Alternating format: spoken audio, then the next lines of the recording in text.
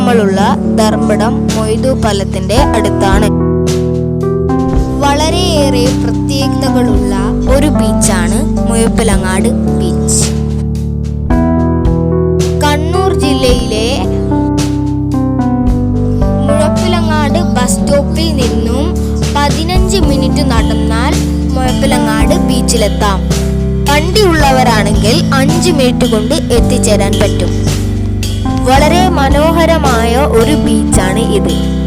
വൈകുന്നേരങ്ങളിൽ എത്തിച്ചേരാൻ പറ്റിയ വളരെ നല്ലൊരു സ്പോട്ടാണ്. ഏഷ്യയിലെ ഏറ്റവും വലിയ ഡ്രൈവിംഗ് ബീച്ചാണിത്.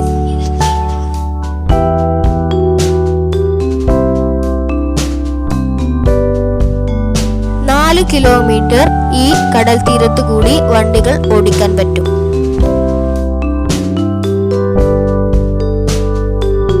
4 കിലോമീറ്ററോളം ഈ കടലിന്റെ കാഴ്ചകൾ ആസ്വദിക്കാൻ പറ്റും. ബൈക്ക്, കാറ്, ജീപ്പ് എന്ന വാഹനങ്ങൾ സുഖമായി ഓടിച്ചു പോവാം എന്ന പ്രത്യേകതകൾ കൂടി ഈ ബീച്ചിലുണ്ട്.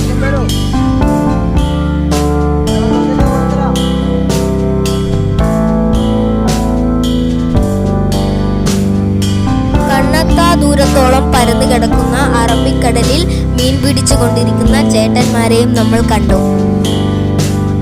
സോറി മീൻ പിടിച്ച് കൊണ്ടുവന്ന ചേട്ടന്മാരെയാണ് നമ്മൾ കണ്ടത്. കേരളത്തിലെ പ്രധാനപ്പെട്ട വിനോദസഞ്ചാര കേന്ദ്രത്തിൽ ഒന്നാണ് മുഴപ്പിലങ്ങാട് ബീച്ച്. അതിമനോഹരമായ പച്ചപ്പുള്ള പ്രദേശങ്ങളും നമുക്കിവിടെ കാണാം.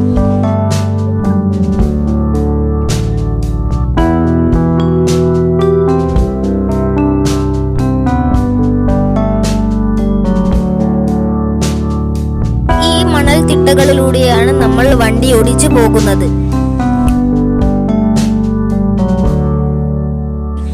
ഏതെങ്കിലും ബീച്ചിലാണ് നമ്മൾ വണ്ടിയും കൊണ്ട് പോകുന്നതെങ്കിൽ അവിടുന്ന് വണ്ടി ഓടിക്കാനേ പറ്റൂല. ടയർ പൂണ്ടുപോകും. അത്രയും കട്ടിയുള്ള പ്രകൃതി രമണീയമായ മണൽത്തിട്ടയാണ് ഇവിടെ ഉള്ളത്. അതും നാഷണൽ ഹൈവേ പോലെ പരന്നു കിടക്കുന്നതും. ഇവിടെ വരുന്ന ചില വണ്ടികൾ പൂണ്ടുപോയിട്ടുമുണ്ട്.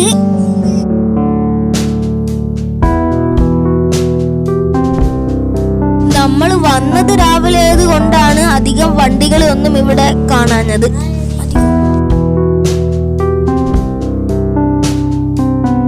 ഇവിടെ വന്നു കഴിഞ്ഞാൽ ഏറ്റവും അടുത്തുള്ളൊരു ടൂറിസ്റ്റ് പ്ലേസ് ആണ് ധർമ്മടം ബീച്ച്. ഇവിടുന്ന് 7 കിലോമീറ്റർ പോയി കഴിഞ്ഞു കഴിഞ്ഞാൽ തലശ്ശേരി കോട്ട, കടൽപ്പാലം എന്ന് കാണാൻ പറ്റും.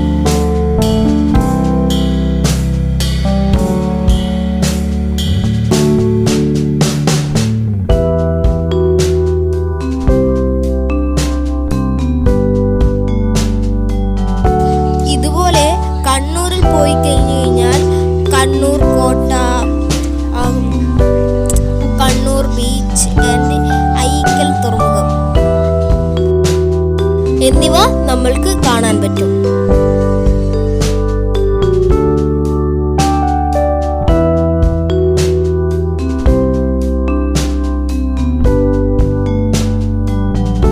നമ്മൾ രാവിലെ വന്നത് കൊണ്ട് ഇവിടുത്തെ ഫുഡ് കോർട്ടൊന്നും ഓപ്പൺ അല്ല.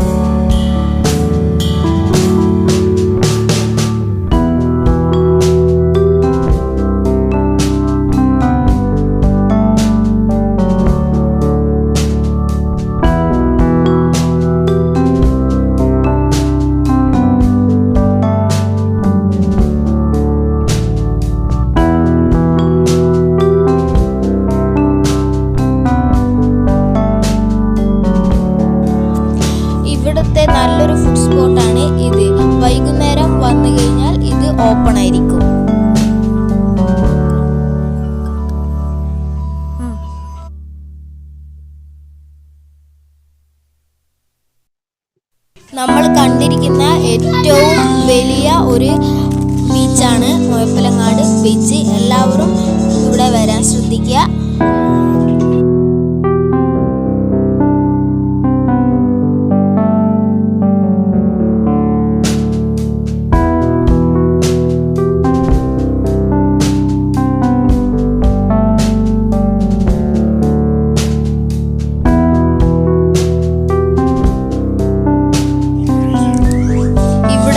നല്ലൊരു സ്പോട്ട് തന്നെയാണ്.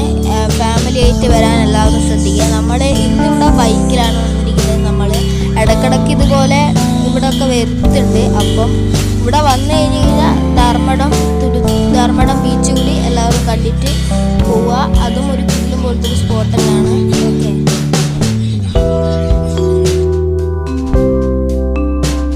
ഈ വീഡിയോ ഇഷ്ടപ്പെട്ട് കഴിഞ്ഞാൽ നിങ്ങൾ ലൈക്ക് ചെയ്യുക, ഷെയർ ചെയ്യുക, സബ്സ്ക്രൈബ് ചെയ്യുക, പിന്നെ കമൻറ്റ് അറിയിക്കുക.